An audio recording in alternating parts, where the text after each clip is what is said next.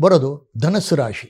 ಧನಸ್ಸು ರಾಶಿಗೆ ವಿಶೇಷವಾಗಿ ಇಷ್ಟು ದಿನ ಮೂರನೇ ಶನಿ ಅಂದರೆ ಉಪಚಯ ಸ್ಥಾನದಲ್ಲಿ ಸಂಚಾರ ಮಾಡ್ತಿದ್ದಂಥ ಶನಿ ಕಳೆದ 30 ತಿಂಗಳುಗಳಿಂದ ಅವರಿಗೆ ವಿಶೇಷ ಫಲಗಳನ್ನು ಕೊಟ್ಟಿದೆ ಅಂತ ಹೇಳ್ಬೋದು.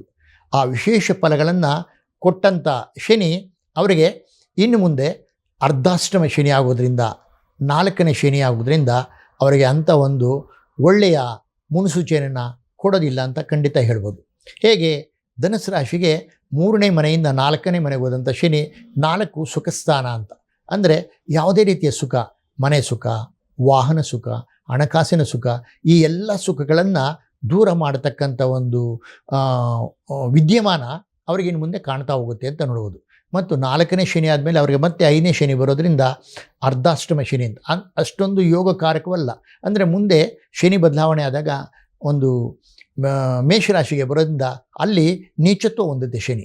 ತುಲಾರಾಶಿಯಲ್ಲಿ ಉಚ್ಚಸ್ಥಾನವಾದಾಗ ಸಮಸಪ್ತಮ ರಾಶಿ ಮೇಷದಲ್ಲಿ ನೀಚತ್ವ ಹೊಂದೋದ್ರಿಂದ ಧನುಸ್ಸು ರಾಶಿಗೆ ಮುಂದೆ ಭವಿಷ್ಯದಲ್ಲಿ ಚತುರ್ಥ ಮತ್ತು ಪಂಚಮ ಶನಿಯ ಸಂಚಾರ ಅಷ್ಟೊಂದು ವಿಶೇಷ ಫಲವನ್ನು ಕೊಡೋದಿಲ್ಲ.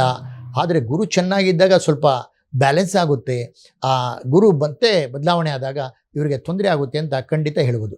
ಕೇವಲ ಗ್ರಹಚಾರದಲ್ಲಿ ಶನಿ ಬದಲಾವಣೆ ಆದಾಗ 4 ಮತ್ತು 5ನೇ ಶನಿ ಅವರಿಗೆ ಭಾಳ ತೊಂದರೆ ಕೊಡುತ್ತೆ ಅಂತ ಹೇಳ್ಬೋದು. ಇಷ್ಟು ದಿನ ಚೆನ್ನಾಗಿತ್ತು, 30 ತಿಂಗಳು ಧನುಸ್ಸು ರಾಶಿಯವರಿಗೆ ಚೆನ್ನಾಗಿತ್ತು. ಇನ್ನು ಮುಂದೆ ಎಚ್ಚರಿಕೆಯಿಂದ ಅವರು ಶನಿ ಜಪ ಮಾಡೋದ್ರ ಮೂಲಕ ಮತ್ತು ಶನಿ ಪೂಜೆ, ಕೇವಲ ಶನಿಯನ್ನು ದರ್ಶನ ಮಾಡಿದ್ರೆ ಸಾಕು ಅವರು ಸರ್ವ ದೋಷದಿಂದ ವಿಮುಕ್ತಿ ಹೊಂದ್ಬೋದು ಅಂತ ಖಂಡಿತವಾಗ್ಲೂ ಹೇಳ್ಬೋದು.